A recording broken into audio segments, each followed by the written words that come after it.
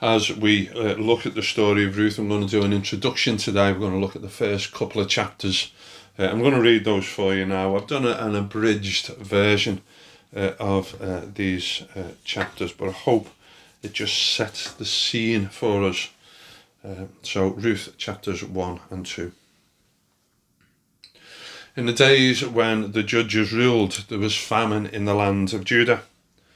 So Elimelech from Bethlehem went with his wife Naomi and their 2 sons to live for a while in Moab. There the 2 sons married Moabite women, Orpah and Ruth. While they were living there, Elimelech died, and about 10 years later, his 2 sons too, leaving Naomi and her daughters-in-law alone and destitute.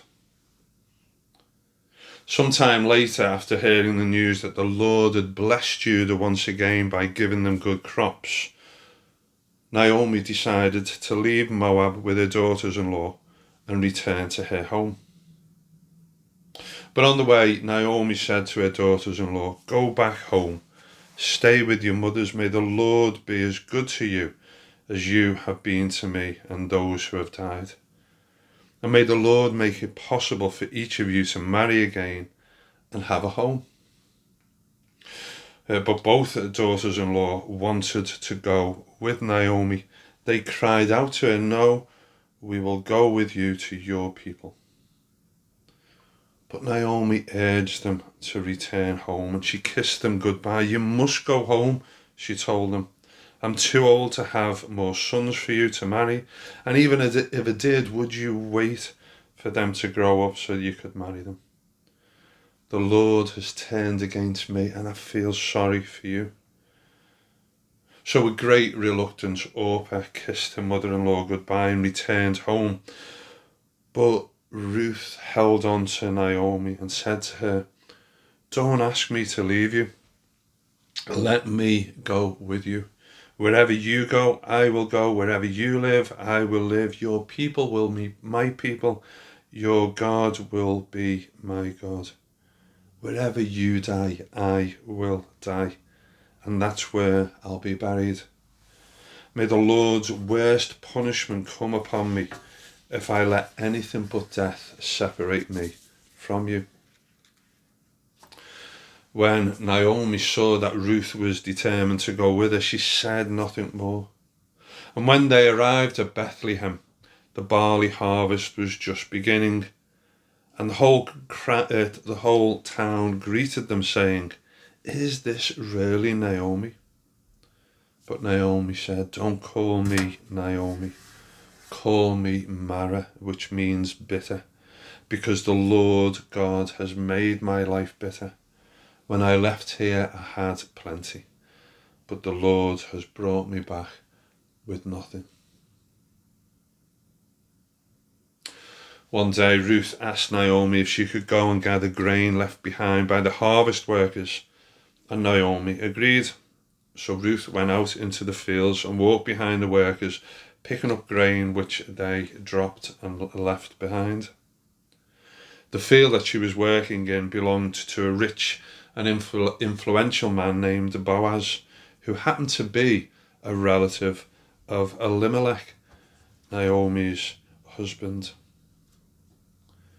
When Boaz arrived back from a trip to Bethlehem, he saw Ruth working in the field and asked who she was.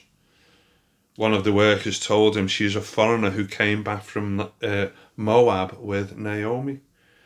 She asked me to let her follow the workers and gather grain. She's been working since early morning and has just now stopped to rest for a while under the shelter. So Boaz went to speak to Ruth. "Stay in my fields and work with the women here. Watch what they do and stay with them. I've ordered the men not to molest you. And whenever you're thirsty, go and drink from the water jars that they've filled." Ruth asked Boaz why he was being so kind to a foreigner.